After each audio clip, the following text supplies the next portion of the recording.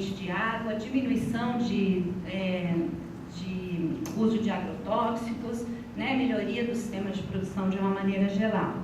E um sistema eficiente também de gestão de áreas protegidas, que isso faz parte da sustentabilidade, né? Então a gente tem que também proteger de forma adequada aquelas áreas que são destinadas realmente para a conservação da biodiversidade.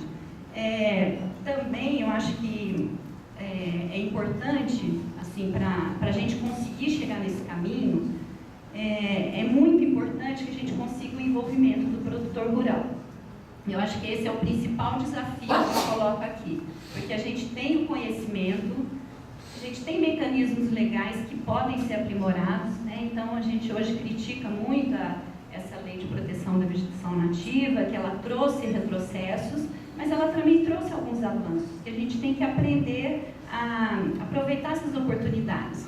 Então, não ficar só criticando o lado ruim, mas usar as oportunidades que essa nova legislação cria para ser um mecanismo de chegar até o produtor e mostrar que essas ações de conservação e de restauração, elas são a saída para melhorar a qualidade de vida e para melhorar, inclusive, a sua renda. Então, a partir do momento que o produtor ele tem incentivos, ele vai estar motivado não simplesmente porque ele tem que cumprir a lei, mas porque ele vai estar convencido de que ele vai, inclusive, ganhar mais dinheiro se ele fizer o seu sistema de produção de forma adequada. Então, eu acho que a gente tem avanços que a gente pode esperar. No estado de São Paulo, já existem mecanismos prontos para que isso aconteça.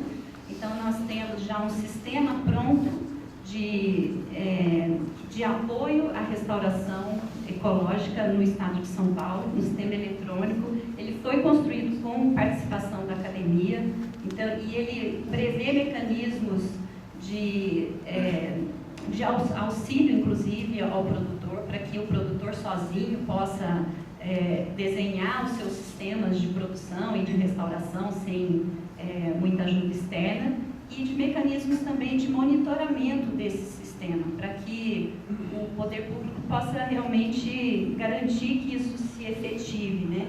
Então, eu acho que os mecanismos de incentivo, na minha opinião, são os principais instrumentos que o poder público deve ter para unir a sociedade em busca de um modelo mais adequado de desenvolvimento, que é o que a gente precisa. Então, acho que tem muitas coisas que a gente pode falar, mas uma síntese bem rápida, e depois acho que nos debates a gente pode se aprofundar em algum outro ponto que vocês têm interesse. Muitíssimo obrigada.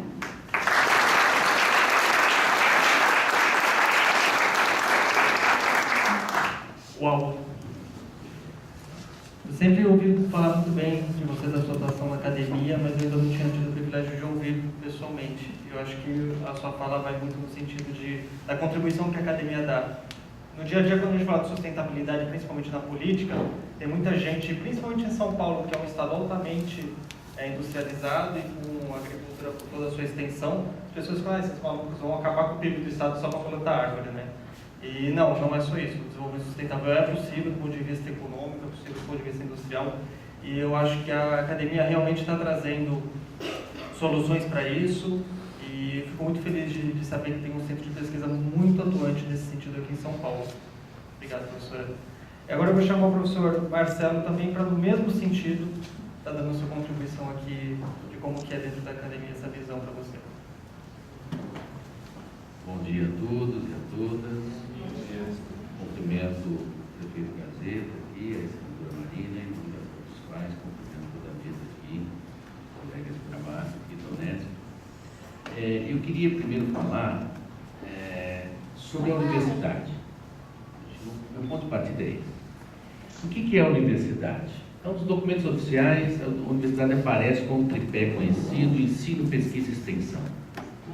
Então, o ensino forma profissionais capacitados, muitos dos quais estão à frente hoje, né, lideranças, né, formados na Unesp, por exemplo, mas a universidade forma profissionais, a universidade desenvolve pesquisa, né, volta a isso já, é fundamental para o país, é país avança muito pouco. E também faz extensão universitária, que é fundamental, essa relação com a sociedade, daquilo que é construído do ponto de vista da pesquisa, também se desdobra em ações de interação dialógica com a sociedade. Então, isso está nos documentos oficiais. Então, a universidade tem um compromisso muito sério, né? Que é de articular essas três coisas aí, que não são fáceis, de fácil articulação. A pesquisa, eu fico muito incomodado quando eu sou diretor há pouco tempo aqui, tenho feito essa fala pública, né? Podem procurar que tenha feito ela, fico muito incomodado de como essa articulação do poder público, por exemplo, a cidade e o conhecimento da universidade, isso não tem o dinamismo que deveria ter. Isso acontece, mas deveria ter uma articulação mais intensa. Né? Devia ser, quando se discute qualquer tema, deveríamos ter alguém na base da pesquisa na universidade ou nos institutos de pesquisa, né? Por exemplo, a Embrapa faz isso muito bem, né? Então, a universidade, pense que um professor estuda durante uma vida toda a água ou questões urbanas, questões da cidade, e ele é sequer ouvido ou sequer se articula com a cidade em que vive, inclusive. Isso me assusta muito. Eu acho que qualquer governante deveria olhar para essa questão da universidade, dos institutos de pesquisa. Não dá para pensar o país sem um conhecimento que referencie isso. Não dá, vai errar, vai cometer equívocos enormes, porque não há na base disso o conhecimento, a pesquisa de base, uma extensão que articula esse conhecimento. Então, o primeiro ponto é esse. É fundamental, né, sem educação, nesse sentido, o país não se desenvolve, não tem saída. Em qualquer lugar do mundo em que se desenvolveu, está na base a questão do conhecimento. Seja como se fala lá, claro, os modelos são diferentes, ficar pegando o modelo de fora é muito ruim, né? Mas, enfim, só como referência, né? Depois abandonamos porque a nossa realidade é outra, né? Você pega, por exemplo, a articulação fundamental da Universidade de Stanford com o Vale do Silício. Não há Vale do Silício sem a universidade, não há. Esse conhecimento é que alimenta ali, retroalimenta toda a produção ali de inovação que ocorre no Vale do Silício. Claro, temos a nossa realidade aqui, pensar que não vamos fazer isso aqui, não é viável aqui. Mas há um conhecimento, pensar questões como eu vou levantar aqui, que a universidade tem expertise e nem sempre é acionada, né, para articular esse tipo de debate de conhecimento. Ocorrem articulações, obviamente, mas muito pouco, muito pouco. A articulação devia ser mais intensa, mais forte. E aí desloco para um elemento. Poderia discutir vários elementos aqui, definir, né, o que eu penso de pesquisa e tal, mas não é o caso, até porque eu tenho formação nisso, né? Trabalho com filosofia da ciência, né? Então poderia entrar aqui e citar filósofos, mas não é o caso, né? Eu acho que é um evento que não tem essa característica. Quando você pensa a questão do desenvolvimento, há uma pauta fundamental colocada para o país hoje, e nós estamos ainda pensando essa pauta, porque é muito recente, o Marco Federal sobre Inovação Tecnológica, as leis estaduais estão se constituindo, São Paulo acho que não tem um ano a lei, né, e o Sistema Paulista de Inovação, né, foi instituído só a partir de 2014, a partir de uma regulamentação estadual também. Então, você tem um debate fundamental sobre inovação tecnológica, e aqui temos trabalhado para a construção de um centro de inovação tecnológica. Então, para quê? Para que um centro de inovação? Por que esse debate da inovação? Vai totalmente ao encontro, né, do que eu falei no começo. O papel da universidade, não é só esse papel, mas estou dando um exemplo aí fundamental de um tema que tem sido discutido recentemente, né? O marco legal muito recente, a lei estadual recentíssima, né? Não tem um ano a lei estadual aqui, sobre inovação. Então, como você pode pensar a cidade, pensar a sustentabilidade, não simplesmente a partir de conhecimentos que, de repente, estão muito cristalizados ou da lei, mas de ter ambientes de inovação que produzem conhecimento sobre esses temas, buscando soluções muitas vezes criativas, inovadoras. Claro que a inovação tecnológica, tal como definido nos documentos oficiais, trata a inovação como aquela que agrega valor à economia. Então, não é inovação aquilo que não movimenta a economia. A inovação tem que ter esse caráter, segundo as regulamentações, as leis todas que você quer ter. E nessas leis, a questão da economia está muito bem definida, penso eu, muito bem, um contorno muito bem estabelecido. Mas nem sempre essa tecnologia, ela visa, e ela não tem essa regulamentação, as questões de tecnologia social. Ela é muito mais visa esse desenvolvimento econômico e não prevê a questão da tecnologia social. Mas isso pode se articular a essas leis. Acho que não há problemas aí, tem que ser feito esse debate. Que o desenvolvimento não é só desenvolvimento econômico, tem que ser desenvolvimento humano também. Não adianta desenvolver e as pessoas não terem condições, não ter água no futuro, não ter as condições ambientais todas degradadas. Então, pensar esse modelo de desenvolvimento é um problema também. Então, na inovação, em especial na inovação tecnológica, nós poderíamos pensar, por exemplo, numa articulação das políticas públicas, a questão da cidade. Então, dou o exemplo aqui da Unesp. Nós temos um laboratório que pensa os planos diretores de pequenas e médias cidades, né? Vocês citavam há pouco, né, das pequenas e médias cidades, como a referência para o Brasil.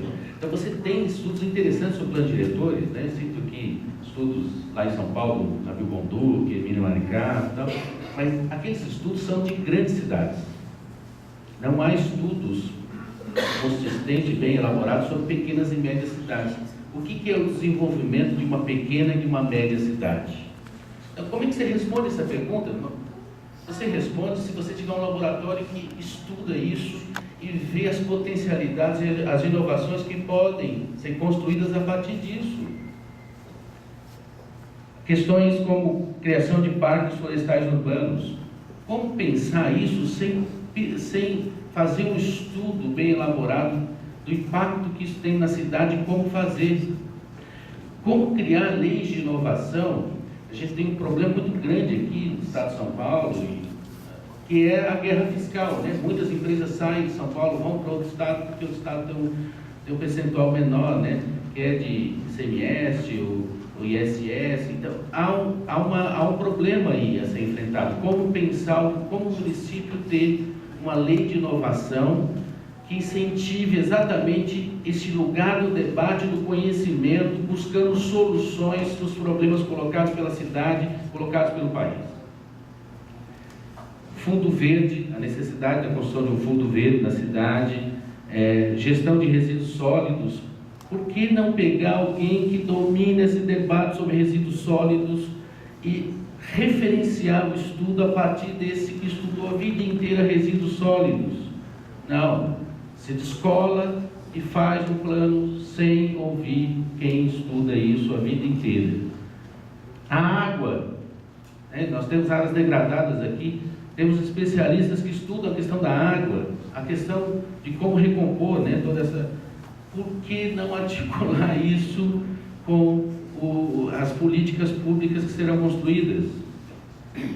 Bem, eu fiz uma lista enorme aqui, mas vou ler rápido, posso comentá-las, né? Programas de economia de energia, e mesmo de energia fotovoltaica, o estudo se isso é caro, se não é, como é que se implanta.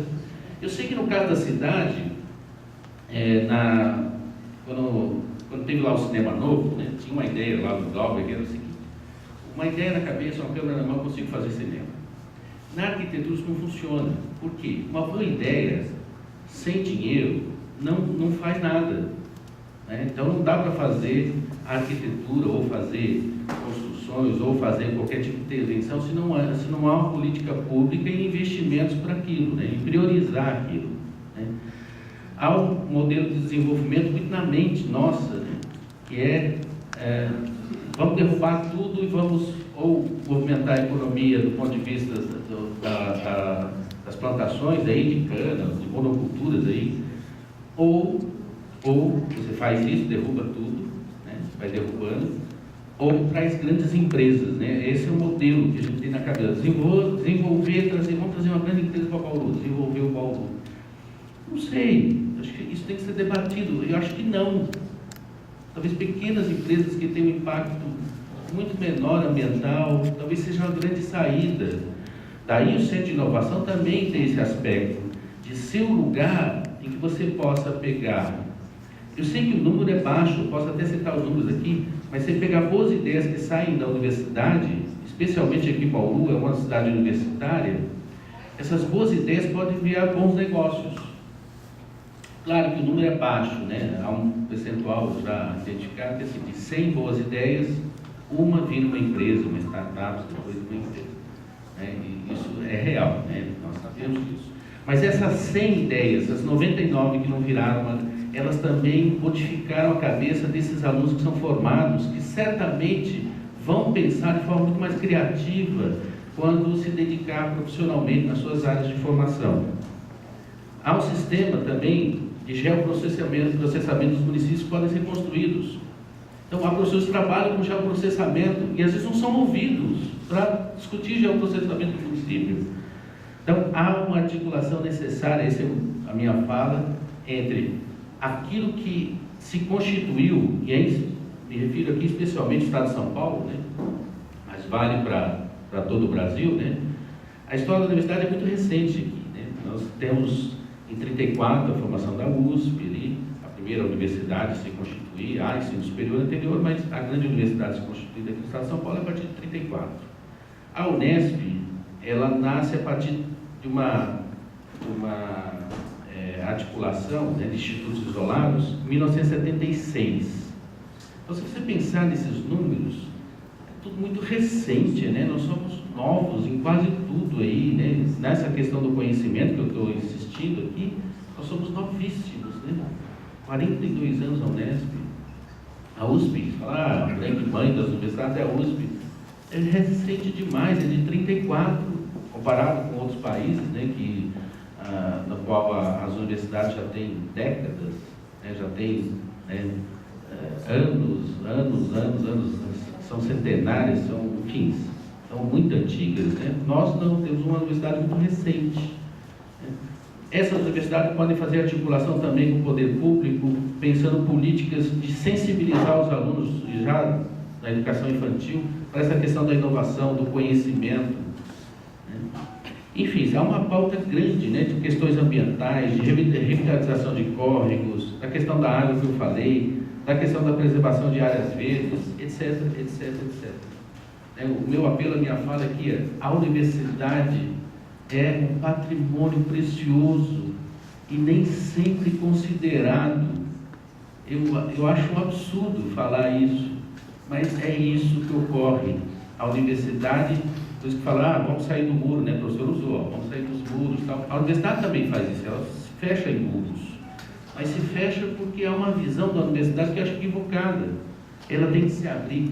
Eu digo para os meus colegas lá do curso de arquitetura, não faz sentido ter um curso de arquitetura e urbanismo e paisagismo se esse curso de arquitetura não olhar para a cidade ou, né, para as cidades do entorno. Não por acaso, nos meus primeiros meses de gestão, fiz um encontro com 39 prefeitos da região aqui, que é exatamente isso, dizer, a Unesp tem potencialidades aqui, tem articulações que devem ser feitas. E já fizemos uma série delas. Depois, alguém quiser, eu posso enviar alguns dos vídeos de essas articulações com cidades aqui vizinhas e, claro, com Bauru, né, com a criação do Centro de Inovação, especialmente aí com a Secretaria de Desenvolvimento Econômico do município. Então, a minha fala é sustentabilidade, mas sem desconsiderar o conhecimento produzido pelas universidades desse país. Há um conhecimento que pode qualificar esse debate e ajudar muito, alavancar muito o país, que não tenham modelos desenvolvimentistas simplesmente de criar empresas, né, cortar árvores, porque isso seria o desenvolvimento do Estado. Podemos olhar para isso de uma outra forma. Né? E como podemos olhar para isso de outra forma? Não é um discurso político só que resolve, mas ele é fundamental, o discurso político. Precisamos qualificar isso. A universidade tem o seu papel, e fica aqui a minha sugestão, né, para que essa articulação se intensifique e possa gerar bons frutos, porque a universidade tem um dever, sobretudo a universidade pública, ela tem o dever de fazer isso. Se não faz, tem o dever de fazer. Se não faz, tem que ser cobrada para fazer. Né? Ora, também precisa ter a abertura do poder público, precisa ter a articulação necessária para que isso ocorra. Né? Então, as universidades federais, institutos de pesquisa, vê o trabalho que a Embrapa faz, é um trabalho impressionante, né? De criação, né, de certas técnicas, e isso vai agregando, e o país enriquece. Não é o objetivo criar patentes, mas pode criar patentes, mas pode ter tecnologia aberta, né? Muito da cultura maker é isso, né? Você cria uma tecnologia e abre a todos que podem acessar aquela tecnologia, e plantar melhor, desenvolver melhor. E aí, claro, o modelo de desenvolvimento tem que ser discutido, né? O que é desenvolvimento no país, né? É mais empresas enormes na cidade, é desmatar para poder plantar, para poder... isso tem que ser debatido, mas debatido com quem entende também do debate, né? A gente discutir a questão das pequenas e médias cidades, por que não discutir com laboratórios que já produzem material sobre isso e podem se articular nesse debate? Então, essa é a minha mensagem. Depois eu posso falar um pouquinho mais sobre o que é o Centro de Inovação, o que é essa questão da inovação tecnológica, o que é essa pré-criação, espaço para com startups, mas eu acho que desvia bastante a discussão aqui, mas é fundamental porque nesses espaços de criação que podemos pensar modelos sustentáveis aí nas diversas áreas que eu elenquei aqui, e até pulei alguns, senão eu ficaria falando aqui durante toda a manhã. Muito obrigado.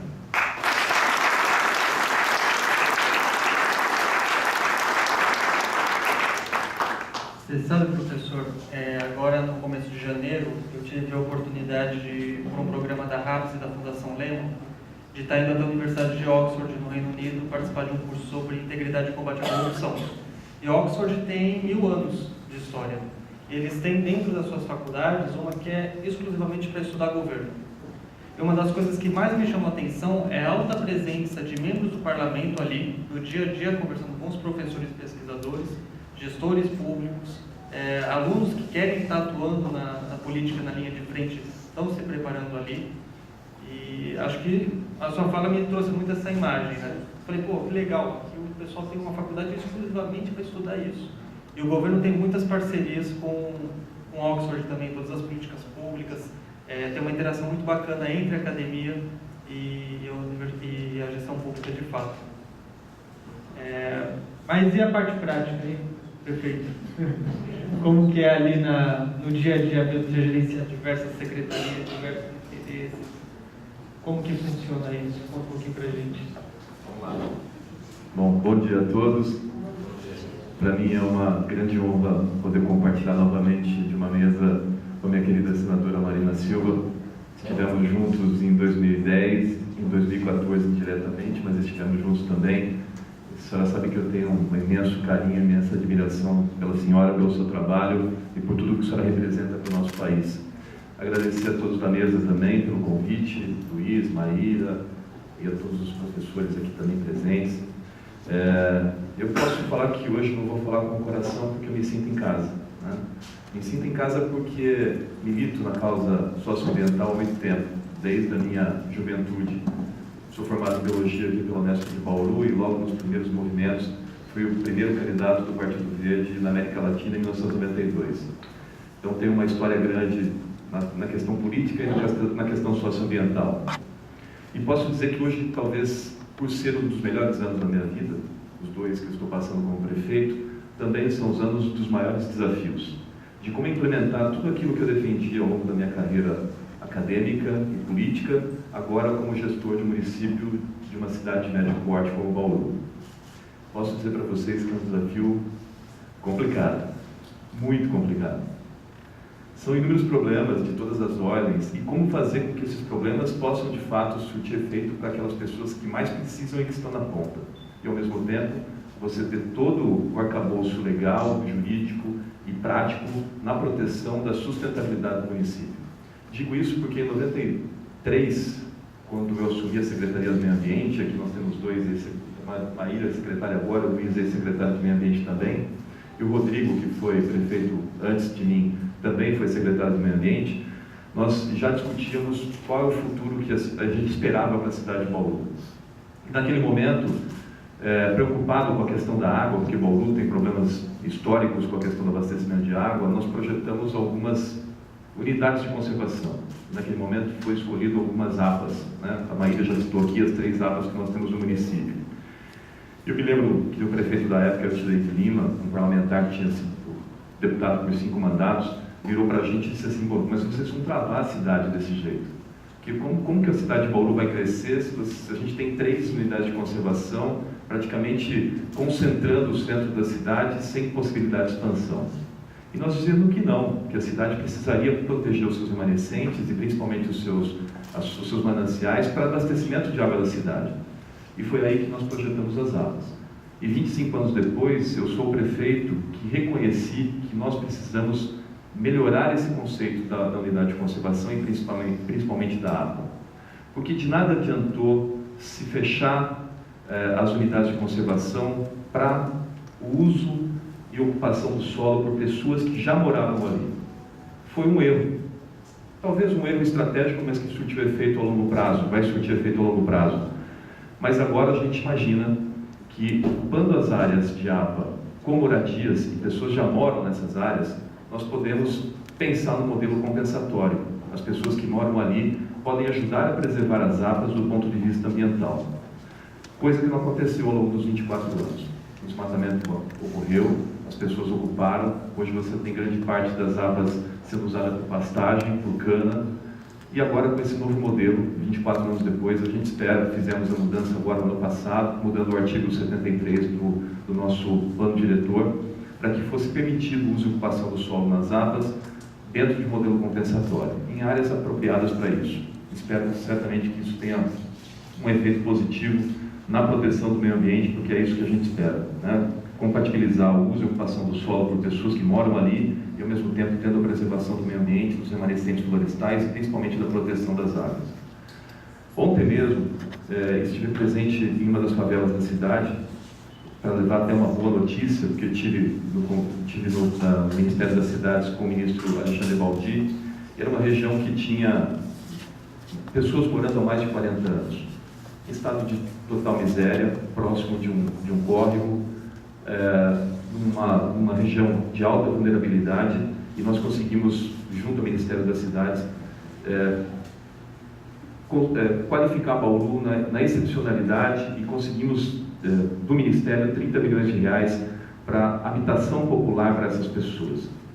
E aí eu fui até o local para avisar as pessoas dessa situação, né, de conseguir esse recurso para a construção das casas populares. E elas não querem sair de lá. Esse é o grande desafio, talvez, do gestor público, de como conseguir compatibilizar o desejo das pessoas com aquilo que é necessário para o município. E aí, pego esse exemplo simples, né, que ao mesmo tempo muda a vida de mais de 1000 pessoas, e leva para a questão da universidade, que o professor Marcelo citou muito bem. A universidade